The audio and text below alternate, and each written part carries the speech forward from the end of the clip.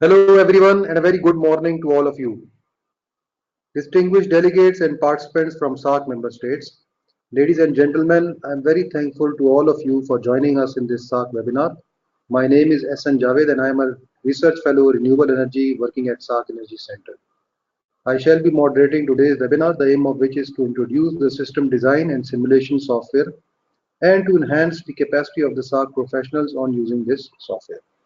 First of all, allow me to briefly speak about the important role played by our Center SAARC Energy Center in the South Asian region. The center, being a regional institute and a technical arm for the SAARC organization on energy matters, has contributed tremendously through capacity building and regional cooperation of the member states. This center started its operation in the year 2008, and in the last 10 years, the center has emerged as a vibrant and effective SAARC institute which has played its role in all regional level energy initiatives. The center has to now carried out 100 plus interventions. The reports of all these interventions are available on SEC's website, free of cost to anyone interested. Ladies and gentlemen, globally there are many professional softwares for designing solar PV systems that allow the users to accurately analyze different configurations and to evaluate the results and identify the best possible solution.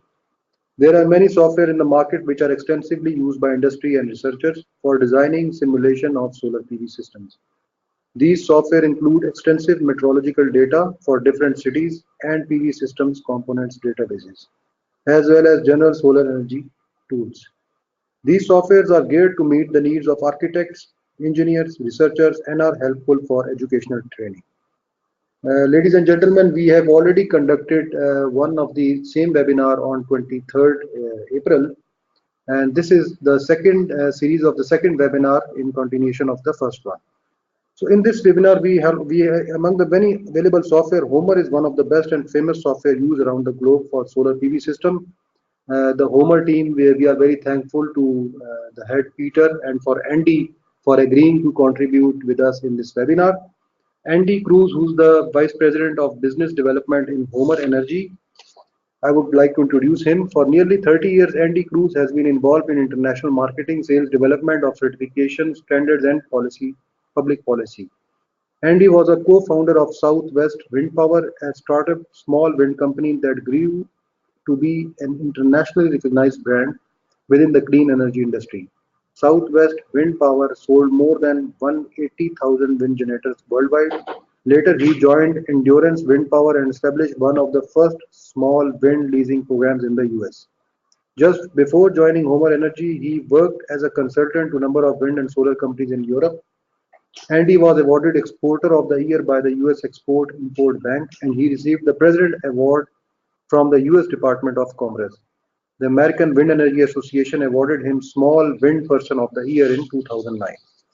So, ladies and gentlemen, you will have the opportunity to ask questions from Andy by typing your questions or clicking to the raised hand option into the attendees pane of the main window of GoToWebinar software. You may send in your questions at any time during the presentation. We will collect them and address them during the question answer session at the end of his presentation. So I am now giving the mic to Andy. So Andy, over to you for your presentation.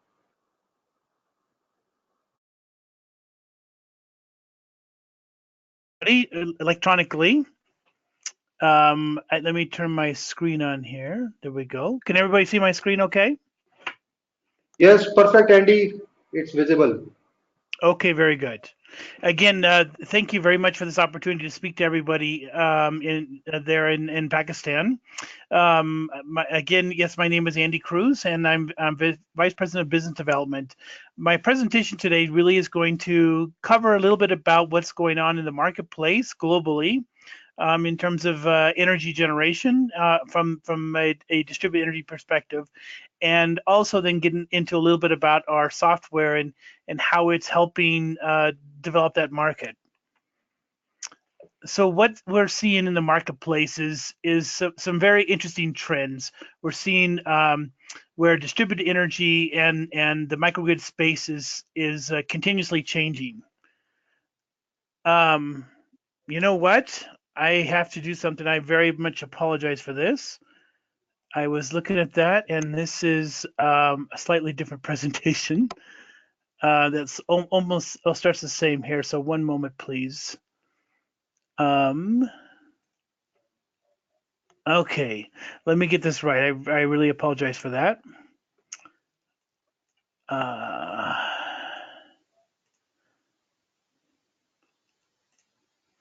okay, one more time here.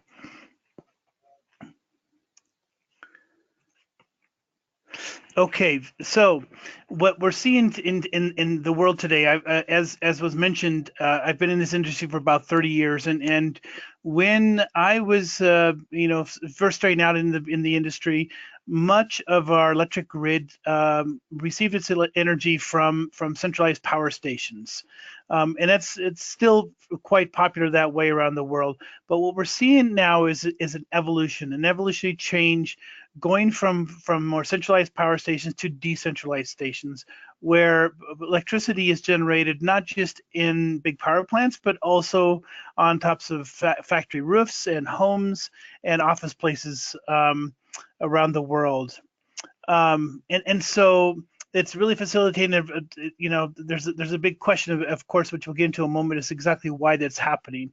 But just to start off with just a little bit about what exactly is a microgrid and what is distributed energy. A microgrid is a system that produces energy autonomously for a given load in a specific area. And it can be comprised of solar systems, wind turbines, generators, control systems, energy storage, and also diesel gensets. And these systems can either be connected to a larger grid, or it could be run autonomously by themselves. And there's a lot of reasons why people are exploring this new industry. Some of it's because of a weak grid. You have a lot of power outages, and you want to sustain energy for a particular application. Economics, which we'll talk about that in a moment. Perhaps clean energy mandates that are stated by the government. To help support the grid is another reason. And then also addressing things like peak demand. So in the summertime, when there's a lot of load on the grid because of air conditioning, people are deploying these microgrid systems to help reduce those demands. So a lot of applications where you'll see microgrids, so in there, as I mentioned, there's kind of two different markets within microgrids. There are telecom sites, remote homes, forward operating bases in military applications, villages and small communities, island nations, and mining operations are typically what we see in the off-grid microgrids. And in the past, before the evolution of more the modern day microgrid, a lot of what you saw is just a single generator or something like that was producing the power. Now what we're seeing, and it's more complex, but they're more cost effective and they're more reliable, is the use of these multiple technologies for that same application. And then of course, then there's on-grid microgrids, which are systems and it's designed in a very similar way, but they all have a connection to the main grid. And common applications for those are in hospitals, campuses, data centers, communities, factories and offices, hotels, and other applications like that, where again, where you get perhaps your primary power from the electric grid, but these systems will either supplement that system, and also be there available when if and when the main grid goes down. So the big reason why this is all happening is more so because of the cost of renewables and the cost of energy storage. And since I was in this business in the late 80s, and the cost of one solar panel would run you about $12 US dollars per watt. And today the prices are around 60 cents a watt. So we've seen a significant decrease in the cost of solar. And likewise with wind, the first wind turbines would produce energy for 75, 80 cents a kilowatt hour. And nowadays they're as low as 3 to 4 cents a kilowatt hour. And so now what we're seeing is a new evolution, and that's in energy storage, largely driven by lithium batteries, which I'll talk a little bit about that in just a moment as well. And then other technologies like flow batteries and whatnot. In all these cases, we're seeing a significant decrease in the costs of these technologies as well. So looking at these technologies combined together with software and inverter technologies is really driving the desire to create these more distributed energy systems, because they can produce energy for the same price as what the grid charges, and in some cases even less than that. And so when we look into the future of this emerging market, of these emerging microgrids, all the experts are saying that this is expected to be a $35–40 billion industry within just the next few years. And we're pretty much on track. If anything, we're probably a little bit ahead of what a lot of what the experts say, largely because the cost of energy storage is falling faster than what we had predicted. And so what is occurring then through this whole process is a great deal, as I said earlier, a great deal of interest in microgrids around the world. This map that you see on the screen, each dot represents a microgrid model that has been run using our software around the world, and since just 2014. And so really, I guess you could say January 2015. And this just demonstrates the level of interest by people around the world in using microgrids. I also have even in Pakistan, there's been over 650 microgrids modeled in your country there. And so because of all this interest, because of the demand, the cost of these technologies and how they're decreasing, we're seeing then major companies of every size, and also development agencies like the IFC or the World Bank, they're all recognizing this is truly what the future is going to be. It's also partly driven by CO2 emissions and environmental issues as well, trying to reduce diesel fuel CO2 emissions from diesel fuel generators. But in the bigger picture, it's really just about the economics, which is really driving this. So these reasons together are really helping build that marketplace.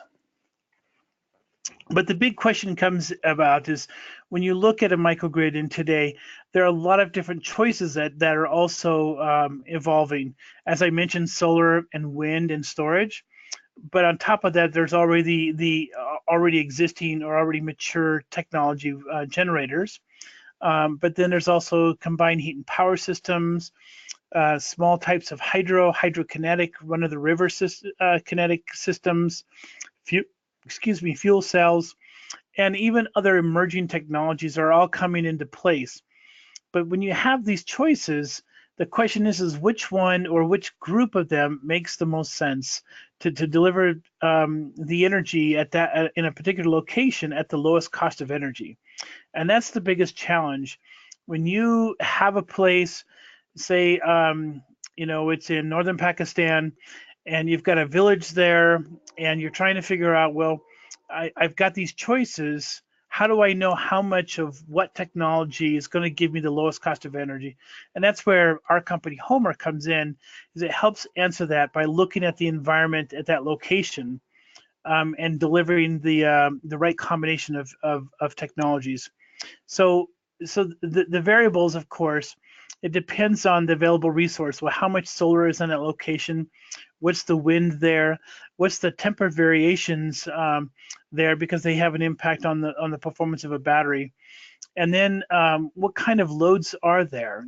How large is that load, and how much energy is being consumed, and when does it occur?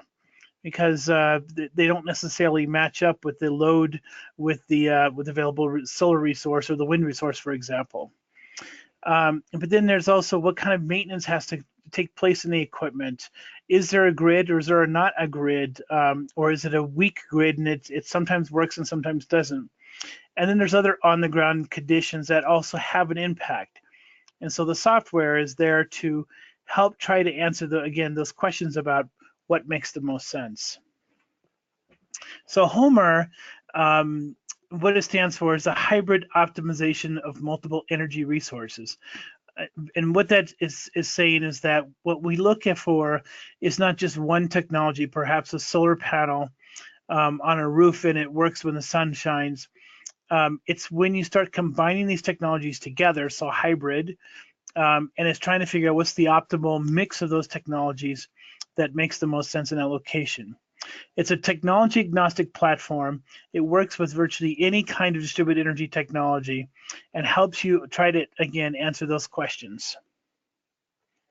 Specifically, Homer Pro, it provides a very unbiased result for the questions that you're asking about that particular project. It simplifies the complex process of determining what's the lowest cost of energy. And and as I said, also it can model virtually any combination of these technologies. So just briefly how Homer works, and then we'll go into a model a little bit later and demonstrate the actual functionality of the software. You begin with a series of inputs in the software. You need the load profile. Again, how much energy is being consumed and when is it being consumed? Or you can even simulate that as well. If you don't know what the exact number is, you can actually create that one yourself, and we have tools to help you do that. And then let's look at the site-specific resources. We have a database that covers the entire planet of what the solar resource is over the last 22 years, and what the wind resource is, and what the temperature is.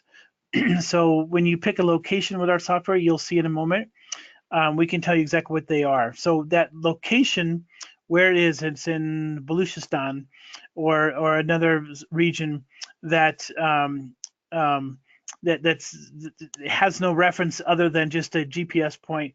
We can tell you what those resources are at that location. And then it's deciding which components make sense and which ones do not. Perhaps wind will work, perhaps it won't because there's not a wind resource. So it's selecting those right components to do that.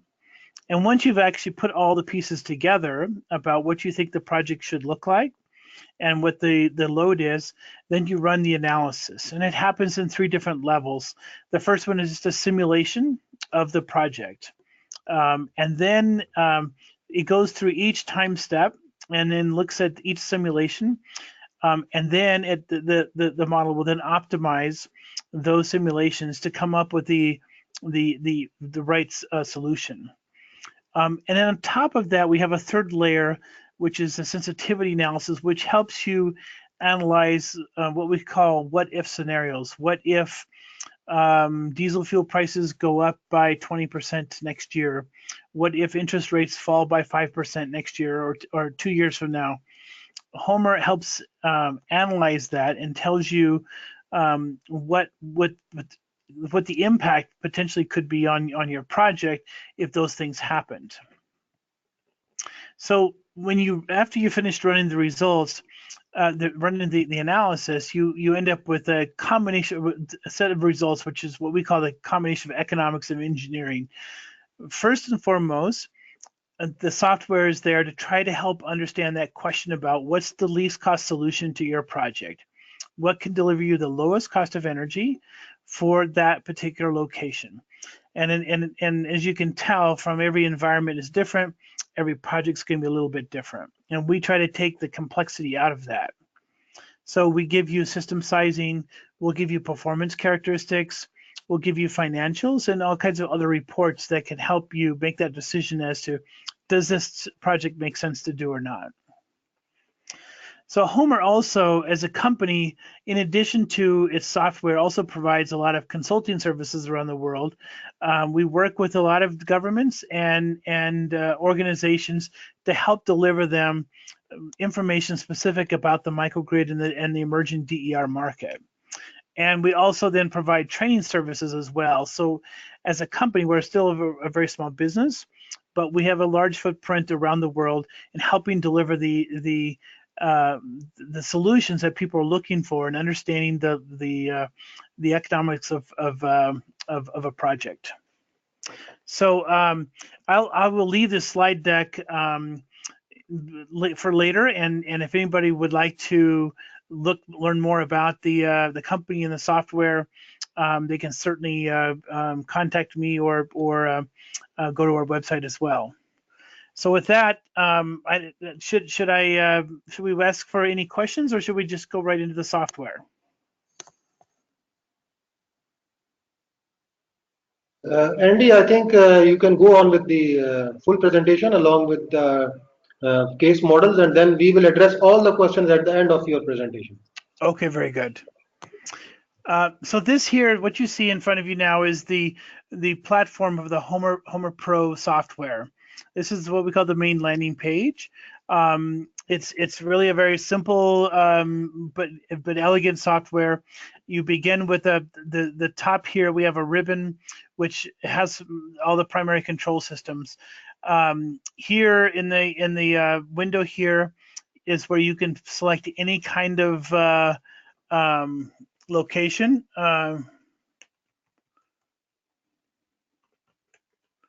Not sure if I spelled that right. There we go.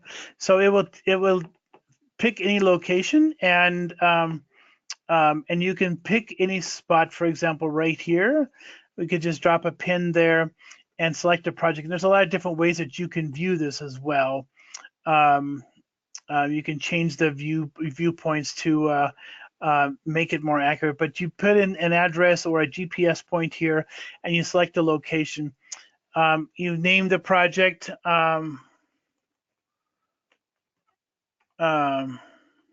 Get this right. And then you can make comments about the project here. And these are important to after you've run the report, you can make comments, and then as you generate the reports, you can then use that in your project. Down here, we have a lot of the primary areas about finance. We have discount rates, inflation, annual capacity shortage. This relates to just looking at more performance. If there's times that you can afford to have no energy because the peak is too high and it's too expensive, you can put what we call capacity shortages in there. And then project lifetime, which reflects, of course, trying to understand the economics of that, of all the components within that design. So you set those in the very beginning, and you just begin with going through each step of the process I just mentioned earlier. You begin then, first of all, with developing a load, and we have a lot of different ways that a load can be created. But for this, in this case, what we're going to do is sort of like a community load. With a peak month also in July, and it's going to quickly generate a synthesized load. And within this, you can make any kind of changes that you want. So if you have a community or a building or a factory or anything like that, it's all done exactly the same way. And from in here, you can make your adjustments to what that load might look like. And in some areas, I know some like communities, they have a festival in the middle of the week, or sometimes at the very end of the week, and you can make adjustments according to that. And so the next step, once you've developed and understand your load, then you start working on the components. And as I mentioned, we can model virtually any kind of component that is used in the distributed energy application. We'll start off with a generator, and the generators can be done in a lot of different ways. And for the sake of this presentation, we would use just an auto size generator, which means that Homer will decide what size generator you'll need based on that particular, on that particular load profile. And then, but at the same time, we also have, I'll show that in the next slide here. So you select that, and within the generator, there's a lot of different variations within it as well.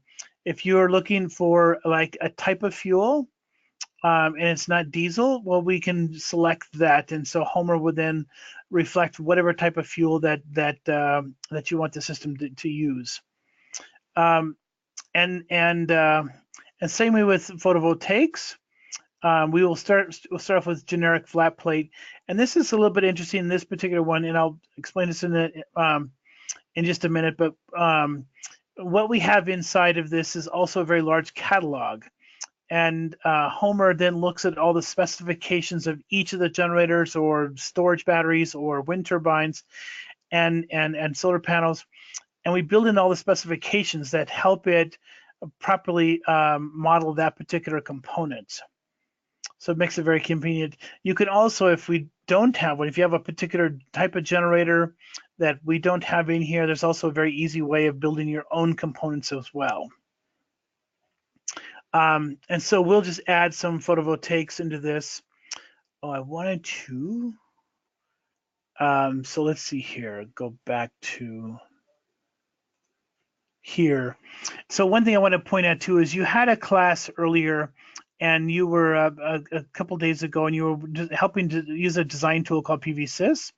Well, this is what we call the PVSys wizard here. And so if you have a particular building or a location where you have a limited amount of PV, Homer doesn't know that. When it calculates runs the calculation, it's going to assume that you have as much room as you need for your photovoltaic array, but you might be constrained to a certain location. Well, you build that in PVSys, and you can easily use the wizard and pull that data right into Homer through that, thus limiting the size of the PV array that the microgrid can operate on. So it's a very handy little feature that we just recently came out with. And so same with wind turbines.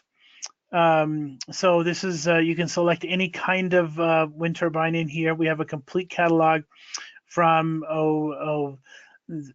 less than a kilowatt to 1.5 megawatt wind turbines, or 4 megawatt machines from Enercon, for example. Actually, it's a 7.5 megawatt. And so we won't add a wind turbine into this at this moment. And then we have, again, storage, and we're going to add some storage into this as well. And in each step of it, you'll see that there's costs associated. In some cases, we put in the generic components, we put in the cost. Usually the other components, there's no price in there. That usually you have to obtain that from the manufacturer or from a dealer in that area. And so here in this particular application, we're using a lead acid battery, but you can use just about any kind of battery that is manufactured today, and Homer knows how to model that. And then finally, in the inverters, you need to add a system converter as well. So once you've got all the components built into it, one other thing I have to add to it is resources. Oh, by the way, before I leave components, let me just go through some of these other areas. So within each of these components, you also have if there's a design of a generator that just does not exist, it's not a regular generator. Maybe it's you're using a wave, tidal wave machine or something like to produce electricity, or something very unique. You can use the custom control or custom component to actually design that. And we also then in schools and universities where they have combined heat and power systems, we have the components here and here to do that. And then we have a couple different types of hydrokinetic, and then standard hydro systems. So this is more of a run of the river type hydro system, and this was more with dams.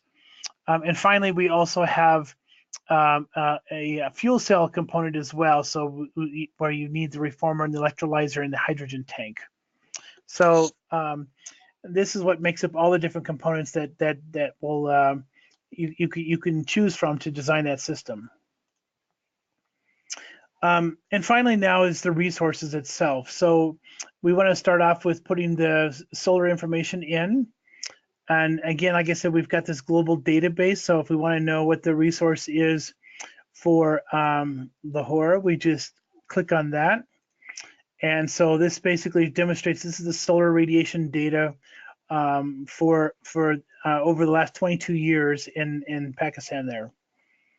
And then the same with wind, we can look at that and do the same thing. Not a very good wind site, as I kind of thought it would not be. So it runs somewhere about 4.5 to maybe 5.5 meters per second. It's the windiest time is in June in that region. And finally is temperature. We need that to understand for battery variations and solar performance, solar panels performances. So it gets quite warm. It looks like in the summertime. In June, it gets to about 32 degrees C there. So these are all the different metrics that you need. So before I'm not gonna run this model because it'll take too long. So I'm gonna show an example of what it looks like, the output of a pre-made one. But I do want to show you just some of the other features that are also available in the tool. Again, you saw some of this already in the initial landing page, but we also have some other variations in the economics. So it's looking at perhaps if you are designing the system and you want to plug in a number for your basically your fixed capital costs that are not associated with the components, you would put that here. Maybe roads or roads and power line infrastructure and whatnot would go in there. You would make adjustments to your lifetime here. So if it's a 20-year project or a 15-year project, that has a direct impact, of course, on the economics of the project. And the other ones we've already discussed. We can also build in certain types of constraints within the design as well to help limit the model in certain ways. If emissions is an issue, you're trying to reach a specific goal with the project in terms of CO2 emissions, we can make adjustments for that. And I want to get to multi-year. And this one here is another relatively new feature as well. So Homer traditionally does what we call an 8760 or a 1 year analysis of the project. We can actually go out though after 10, 15, 20, even 40 years if you want. And what we're doing is we're taking into account the degradation of all the components within that design, when they need to be rebuilt, how many hours before rebuild. So we take into account all of those costs associated with that. So you're not looking at just how does this look after the first year, but how does this look after year 22 or year 25? So it's a very valuable tool to help look at the long-term analysis of the project.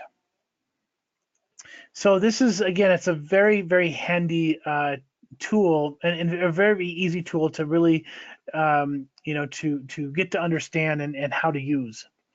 So I want to go now to this one here. So it'll take a moment for this to open up.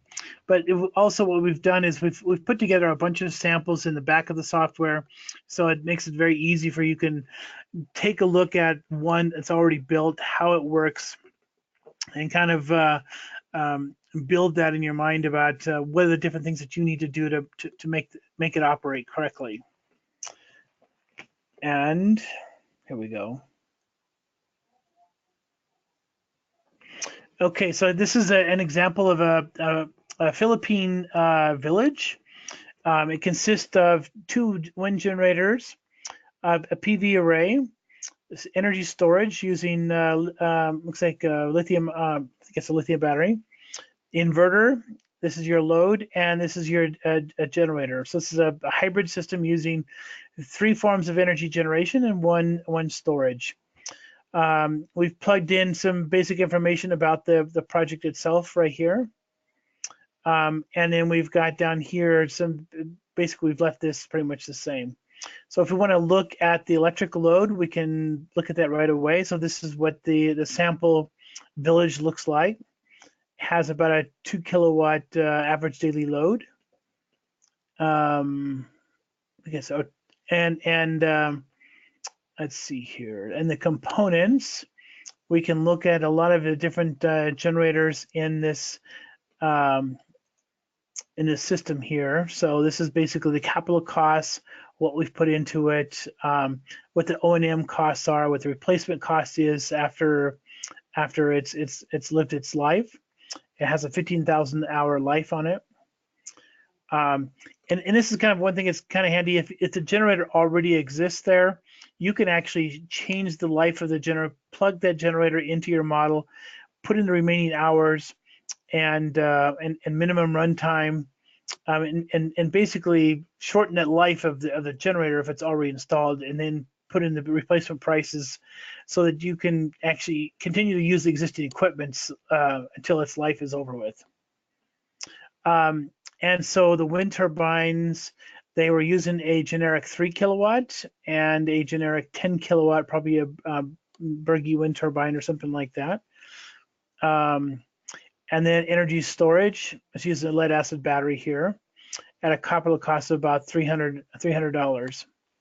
So I'm going to go to the results panel and show you kind of what it looks like after the model has been run. Now this one here has run a number of sensitivities, so that you'll see it's a little bit of a busy screen. The top screen here is the sensitivity cases, which just gives you a lot of different variables that you might have considered in. Down here is the optimization results, and these are the most important ones. When this was run, you can click on the overall. If you're just curious about how many different simulations did it run, it ran literally thousands of simulations to get to the answer that we were looking for.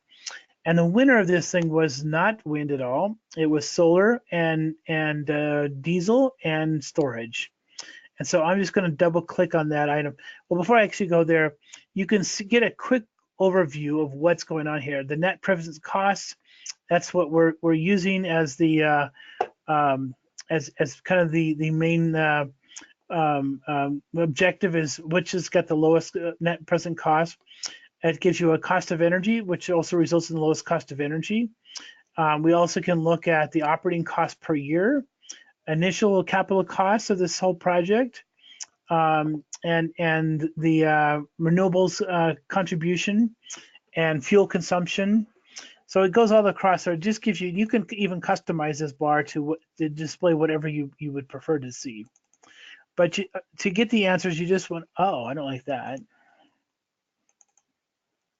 Oh, I'm having a problem with my hard drive. This is not good.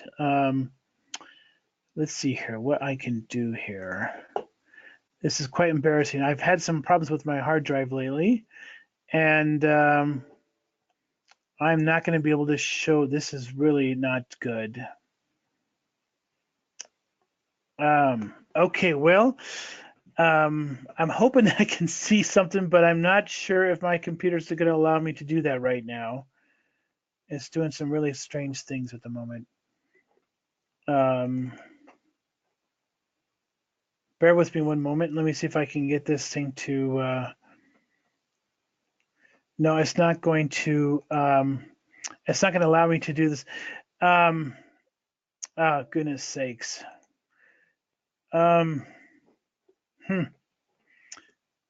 I sincerely apologize. I'm not going to be able to show the what the model output looks like, because I've been running into some problems with my hard drive is having some problems here. So maybe I can turn off a few things here, and that might help a little bit. Let's see here. Without losing you.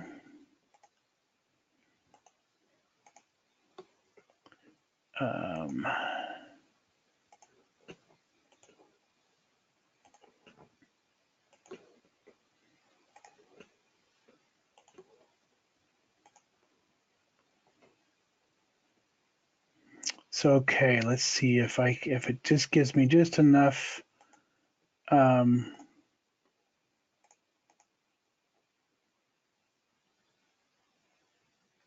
Good. I'm so glutinous. Okay, so when you double click on this item here, it's going to give you the answers to the end results, and it's going to give you a very detailed analysis of exactly what the project looks like. You can begin with the cost summary, and you can look at this in a couple different ways. So you can look at the cost of each of the components within the design. The diesel genset costing the most, of course, which includes the fuel costs as well. And you can look at this in a couple different ways as well. Let's see here. By cost type or by component. So we're looking at capital costs, operating costs, or you can look at each individual component. Up above here, and you can look across. We have a couple of different ways to look at this. This is the cash flow, or you can either look at it as a table or as a bar chart.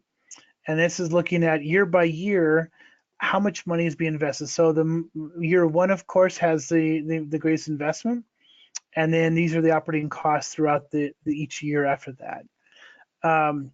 If you want to look at comparing the economics, so when we compare economics in a situation like this, an off-grid system, what we're comparing to is just a diesel genset only. So if you did nothing else out there but put a diesel generator, it has a significantly higher operating cost.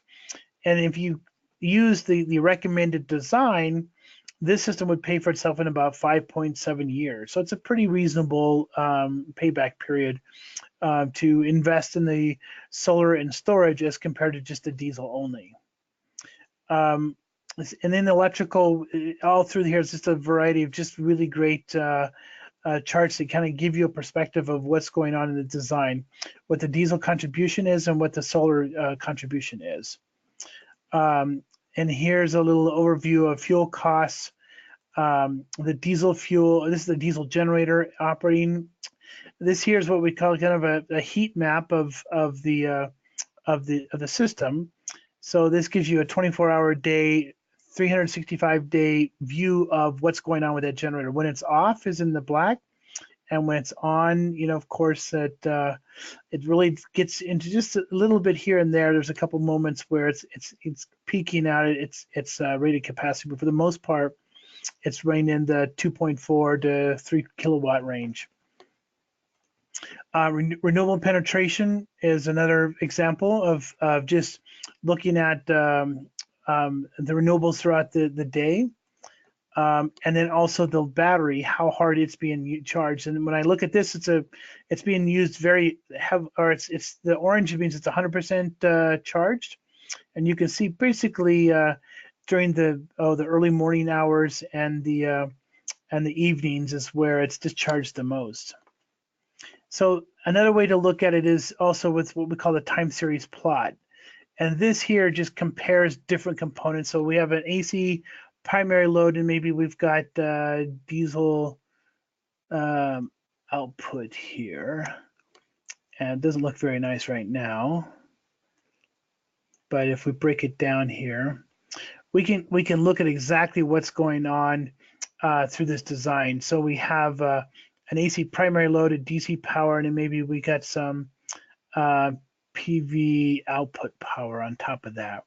So this really shows you day to day or hour by hour what exactly is going on in the design, in the simulation. So it's a very handy tool to try and do an analysis on, you know, if you're having too much renewable penetration, how is that happening? Sometimes that's not a good thing because you can get voltage spikes if you've got too much energy that's on the system that it cannot handle. So, and finally, just one other thing I want to show you too is a simulation report. Once you're finished with the entire project, you can actually then turn this entire report into any kind of a PDF. I'm not sure if my computer will handle this. We'll see. I hope it does. It'll generate automatically a report that you can then work with customers with, or work with agencies with. You can turn it also into a PowerPoint presentation. A lot of different ways that you can use the report to help demonstrate the value of a particular project somewhere. And thinking from a perspective of you know, a government agency in Pakistan, and this is anywhere in the world, if you're looking to get the most impact on the economics of a project, it's really recommended to use a tool like Homer or something like this, just basically a optimization tool that will ensure that your money is being invested in the most wisest way. That's not just going all towards a simple PV only job, when there's other technologies that can really help drive down that cost, or a diesel only cost. What you're looking for is a system that works reliably, but yet delivers the least cost of energy for that particular project. So I'm trying to get to a couple of things here. Here we go. So this is a lot of the outputs that you're going to see is essentially what's going on, the capital costs, the operating costs, replacement costs, and even salvage costs that we take into account. And it really can give you the answers that you're looking for and understand the economics of that particular project. So essentially, that's my presentation. That's kind of an overview of Homer Pro, and I'm certainly open for any questions anybody might have.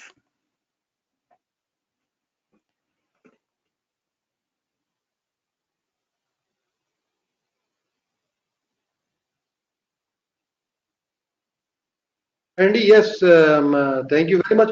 So, do you have some examples to show? Anything else to show, or is it? Are your presentation is finished now? Yeah, that's finished now. So we went through the last example of the Philippine village. I hope everyone saw everything. I was having some problems with my computer, unfortunately. No, it was okay. It was fine. We could Okay, check good. it. Yes. So, okay, Andy, we are going to note down. We are noting down some questions. So, in the meanwhile, if you want to speak something else for 2-3 minutes, you can go on. I'll just grab the questions and then put it up. Okay, no problem. So I will go back to a presentation. Let's see here.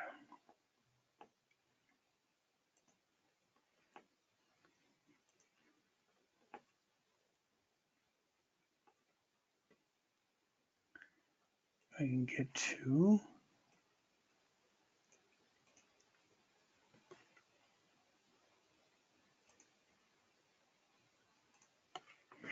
One of the things I want to point out is just the different types of technologies that are evolving. You know, for those that are, I'm sure everyone's quite familiar with solar photovoltaics. In solar specifically, comes a lot of different variations. The three most important ones that we see today, and probably the most reliable, are monocrystalline, polycrystalline, and thin film. When you are looking at those designs, it's important that these technologies have some kind of a certification provided to them, usually by an independent laboratory. It has to be like an IEC certification or a UL certification based in the United States, or a CSA if it's in Canada. These are specific types. Some people will say they're CE certified. Well, that really isn't a certification, so it's really important to understand that. Likewise with wind generators. Wind generators of smaller scale, certainly the ones that I've once manufactured many of, they've fallen out of favor for the most part because the cost of solar has gotten so cheap. But there are also some really good wind turbines out there, even in the small scale systems. And some of the biggest advancements in wind technology lately have been in the length of the blade, and so advanced fiber materials for the blades have gotten to the point where you can actually design very effective long blades which are designed to capture more energy in lower winds. Generators and control systems. So generators, of course, have been around for a very long time. We actually work and partner with a lot of generator companies because they also see their world is changing very rapidly because of this emerging distributed energy market. And so they're working with us to work with these other companies to combine their gen sets together. And they use a lot of what we call a microgrid controller, which is looking at this is largely a software technology. There are some hardware is also built into it, but it's largely software, which is there to actually look at these technologies, looks at the load, and it helps make a decision as what's the most cost-effective technology to use at that given moment. Sometimes you have both of them available, and so it's going to pick which one makes the most sense. And probably some of the greatest changes I'm seeing these days is really here in energy storage. You know, just 10 years ago, lead acid was kind of the way to go. It was the both, and it still really has a lot of potential. But we're seeing a lot of changes emerging in the lithium ion world. lithium was originally designed to help make batteries lighter. Everyone probably there in the room has a lithium-ion battery in their cell phone or in their laptop. 10 years ago, your laptops weighed 3 or 4, 1 or 2 more kilos more than they do today because of the lead acid technology. We're also seeing a lot of other areas within batteries changing too. So there's a lot of flow type batteries, which are designed for very large storage systems, as well as I'm trying to think of some of these hot sulfur batteries as well. I was in Dusseldorf a few weeks ago, learning a lot about these more unusual battery technologies, but also have a lot of merit as well. So there's just an immense amount of technologies that are at our fingertips, and a lot of these things are becoming very reliable. But it is really important that specifications need to have certifications on them, need to be, I'm sure you know, that reputable organizations that help build those. Too often these things are built and people forget about them, and the company goes out and the whole project is lost. So I can't stress enough about this is an exciting time, but at the same time, you have to really pay attention to the details. Thank you very much, Andy. So we have gathered out few couple of questions from our participants. So the first question to us is a bit out of context from the Homer perspective, but you as an expert on the energy projects, how do you see the battery storage role in next 2 to 3 years? It's a very good question, and we've been predicting so there's two things that are going to happen. One is the technology, and especially so there's two primary markets, right? There's what we call stationary batteries and vehicle transportation batteries. They're not that different overall, the batteries, but the vehicle market is really what's driving the falling prices in storage. What we saw was a race as lithium evolved. We saw a race to build very large factories. It started with Tesla in America building what they call the Gigafactory, but then China, of course, quickly jumped in there with companies like BYD and Foxconn, which is the company that makes the Apple phones, and a number of others that are really creating so much capacity on the market that we could literally see another falling of another war, similar to the way we saw with photovoltaics in the mid 2005 to 2008, where we saw solar panels drop from $3 a watt to less than $1 a watt within about 5 years. So what we see is a continuation of that. We think that they won't see as many real breakthroughs in lithium technology. You'll see a lot of incremental improvements in the technology, which is going to drive greater capacity, energy storage capacity, and probably longer lives to them. But all on top of that, we're going to probably see another, I'd say every year over year, somewhere between 7 to 14% drop in battery prices year over year. So it's quite an exciting time because it only improves the opportunity for microgrids. Thank you, Andy. Thank you very much. So, Andy, I have a question from you, from myself. I mean, in your software, you have shown that you can limit the amount of emissions from these gases, NOx and SOx. You can limit those emissions. But from the perspective of after the evaluation, if you have different technologies, but your software only gives the analysis based on the economic side. So is there any way that we can check out or compare 2, 3 different options after the simulation on the basis of economics plus the emissions emitted from that option? So yes, the answer is yes. So you can do that just with even just the sensitivities here. You can create 2 or 3 sensitivities and say, I'm going to compare the what's the impact of reducing the economics. And I can tell you, I'll show you if I can pull it up quickly. Another presentation I did not too long ago, which let's see here if I can just here and get to here. So this is an example of a presentation that I did a while ago, which is looking at what we call the 100% the challenge of 100% renewables. Renewable energy works. It works very well at reducing the cost of a system, but when you get too high of a penetration of renewables in the system, the actual cost of energy will actually go up, and it's more that last 20%.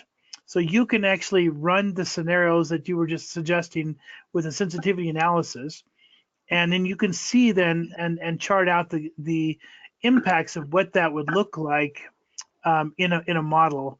And so what happens if you get above, and we tell people this all the time, when you get above 80% renewables penetration, you're going to see the cost of your system go up very high. And you can get to 100% renewables, but it's going to be very expensive. Okay, thank you, Andy. So, Andy, one another question is which small scale renewable energy technologies are likely to make a significant impact on energy solutions in the near future? The biggest one is really going to be solar plus storage is probably going to have the greatest impact in the very near term. And that can be done like in America, for example. There are over 1 million homes now and businesses that have PV systems installed. In the year 2000, there was about 500 systems. So we've seen just in the last 20 years a dramatic change in the number. And I'd probably say majority of those systems were installed from around 2008 till until 2019. So some of the biggest changes is really directly driven by those two technologies. Solar PV. And another question is very close to this question also. I mean, how do you see an effective role of supercapacitors in energy storage in next 3 to 5 years? We already talked a lot about lithium-ion batteries. So, what is the role of supercapacitors? So supercapacitors, have the ability to charge very rapidly and then discharge over time. They're not so effective on as a battery. I know that Tesla has been doing a lot of research in that area. They're trying to enhance that. The beautiful thing about it again is that you can charge a supercapacitor extremely very, very quickly. I mean, it's also challenging because if you have too big of a capacitor, you've got to also take into account the where the energy comes from as well. But it's I don't see it taking a very big role at this point in time, largely because just the cost of, again, it goes all back to economics. You can build certain supercapacitors to do certain things, but long term, I just don't see that there's going to be a significant marketplace in terms of them replacing batteries or something like that. Okay, thank you, Andy. Since your main expertise is in the micro wind turbines, so we also have a similar question related to this technology.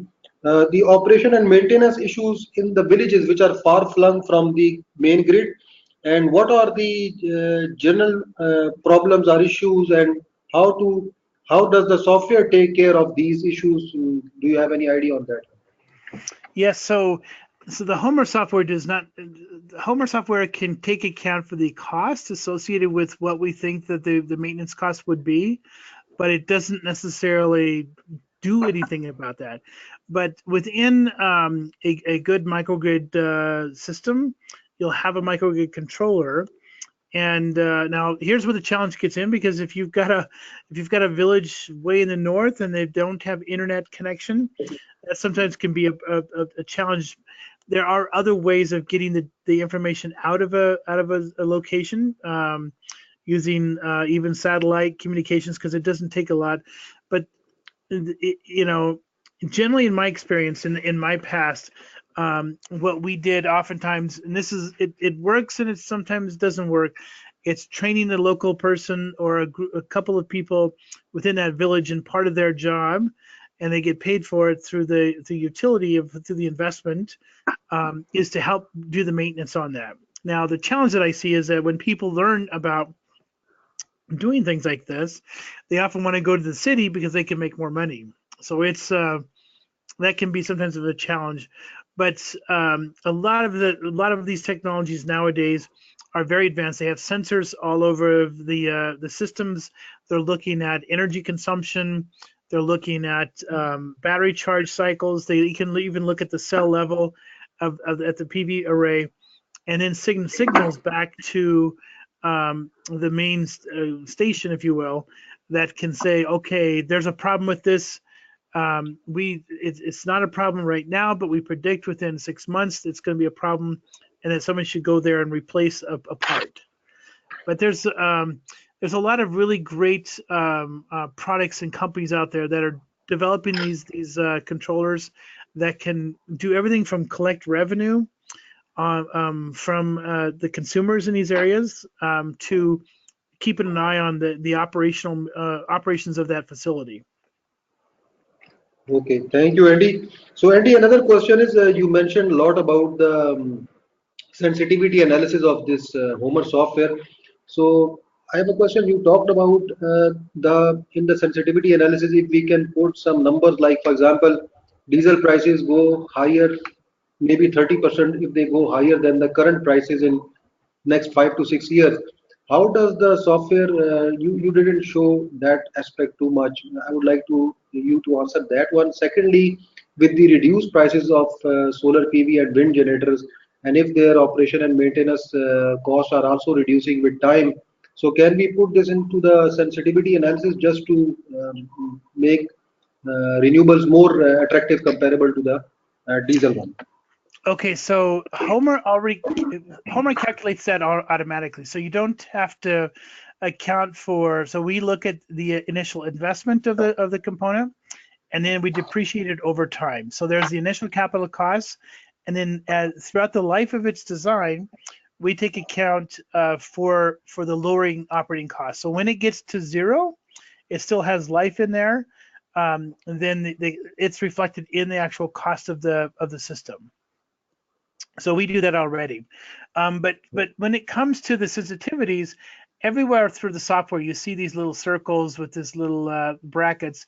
These are your sensitivity calculations. And so virtually everywhere in the design, you would just click on the item, and so you can plug in these penalties, or for example, in this particular one, or in economics, if we wanted to look at inflation rates, we can say, well, maybe there's a 3% and then 4% or something like that, and we click on OK, and you see it pops up these little 3 here, and that means that it's gonna run that. And then when you go to the results section, which I was having problems with the software, so I'm not sure if I can get to work this for. This up here is all those sensitivity cases that we ran, and so we were looking at all those. So when Homer was finished with running the models, it said that this here happens to be the most cost effective of the sensitivity cases. And then it goes up from there. You can see it from 68,000 in net present cost to 89, 90,000. So and so in each one of these, if I click on the sensitivity case, or if I want to click on this sensitivity case, you'll see it change down here. And so within this sensitivity, it ran all of these optimizations within that sensitivity, and this is the winner of that particular one. Okay, thank you, Andy. So, Andy, one of the question is from the participant that how accurate are the system variables like temperature, wind velocity, and solar radiation? Plus, another question is that the economics of projects, who determines the economics of project? That is the discount rates, inflation, and project lifetime. The second part, I think you don't need to answer because we as a user feed these information into the software. First, you can answer a bit about how these radiations and temperature are. Right. So I'm missing the question. So repeat the question again. I'm sorry. Well, the question is how accurate are the system variables like temperature, wind velocity, and solar radiation? I think he's asking from the Okay. perspective of his resource. Okay. So when it comes to, so on the diesel side, we don't account for a couple things, and this is actually something we're working on in the model specific to diesels. They will have a difference in operating temperature based on the ambient temperature and also elevation. And currently, the only way we can make those adjustments is by manually adjusting those. So we have a kind of a workaround, but we have a new version coming out relatively soon where we will account for elevation variations and also temperature. So when you look at a generator right now, let me go to components and generator. Um, so right now, what we look at is you can adjust a fuel curve based on and change this based on elevation. It's not the right way to do it, I think, and so you'll see that actually change quite soon. But there's a lot of different ways that you could make adjustments here. If you have specific types of maintenance, or if you have a maintenance schedule that you need to set up for the generator to come on at certain times, we can account for that. Um, we can account for then customizing the emissions on it. If it's a biogas generator, we can also do that. We can change the design around. And of course, I mentioned earlier, we can change the fuel types. Here, this here has a very Yes, yes, low. I'm sorry. please go ahead, go ahead. Keep. Okay, so in here, for example, we have three sensitivities set up for fuel types. So we've set 25 cents, 75, and a $1.25 liter. I wish we could spend. I wish diesel fuel was 25 cents a liter. That would be nice. But so all through here, there's a lot of different functionalities. Lifetime, minimum runtime. We also have capacity. I'm trying to think where it is here. Operational capacity has to be at a certain. Oh, here it is. Minimum load ratio is what that's called. So that you can make sure you protect the generator from wet stacking and whatnot. I hope I answered that correctly. Yes, okay. Thank you, Andy. It was okay. So, one question from the Afghanistan. There is one delegate from there. He has asked a question that is this software available for Afghanistan? Plus, in the Homer software, how long will the free version work? And is there any training for Afghanistan or SAARC region? I mean, do your company provides any training kind of a thing? Yes, so we so I missed the first question. It's available how? Is it available for Afghanistan? Does your software takes care of the Afghanistan data, Afghanistan project? Um, I believe that, yeah, the answer is yes to that. Well, one thing I do want to demonstrate too is on economics and currency. We can also set the currency. So if you prefer not to figure it out in dollars, you can figure it out in the Pakistani rupee, for example. And Okay. so it'll work in any currency as well. So I want to bring that up. There it goes. It took a minute for it to catch in there. But so it'll take it and calculate everything in rupees. The free version is available for 21 days for free. You can play with it. If you need a little bit more time to try it out, just have to write to me directly, and then I can make some adjustments to your trial. Um, but once you purchase the software, it comes with really it's just sort of an introduction. It's a free introduction to Homer. Runs about 3 hours, 2.5 hours. We put on a whole live class, basically using GoToMeeting as well, in the same way that we're doing today. But then we also can do foundation trainings the same way. Those last about 6 hours. Um, and and then when it gets beyond that, it gets more challenging over the web because it takes a long time. But we do oftentimes live trainings all around the world. So if there was like usually we like to see up to 15 people in a classroom we can put on 2-3 day trainings at your location there, or we can find a right location anywhere in the world. We're putting one on Crete in Crete in just a couple weeks. We've put them on in just every corner of the world. Thank you, Andy. I think you have answered his question. So, Mr. Zafruddin from Afghanistan can talk with his ministry and maybe try to engage you in the future for any kind of trainings. So, Andy, last question. In your experience, which are the main challenges to the use of microgrids in South Asia region or other developing countries? Are these challenges technical or financial? I would say the biggest challenge is financial. A lot of the technology is working very soundly. We've been designing and building microgrids for many years, and so the equipment working together in harmony, a lot of that has been fully vetted out. The bigger challenge comes down to the financial side, and not so much the financial side from just the condition of the country, but when a financial organization wants to look at the risk, they have to do what's called a risk assessment of the project. And so they look at each component. When it's just a solar system and perhaps some batteries, it's relatively easy to do because it's just two technologies, or maybe three with the inverter. But when you start combining multiple other technologies to the challenges are greater, and trying to understand, well, who pays for, the system goes down if, one technology or another fails within the overall design. So a lot of that's being worked out and discussed, but it's just part of the process of as this world evolves into where it seems to be going.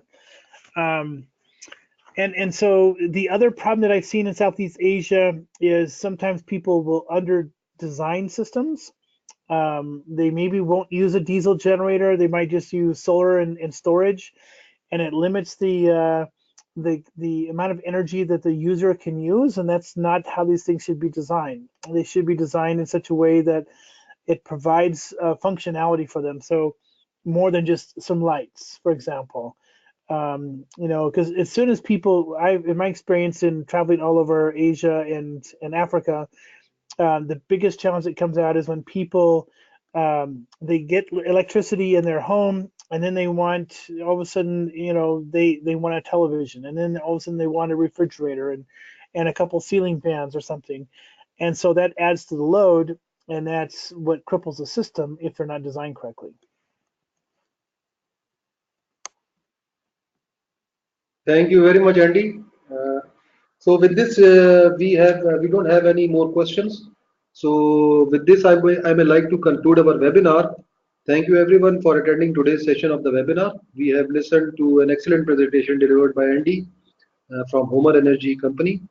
The recording of this webinar will be available on SAARC Energy Center's YouTube channel very shortly. We would love to hear from you any suggestions and comments for further improvement, plus any suggested topics of your interest on which you want us to arrange future webinars. We would gladly do that.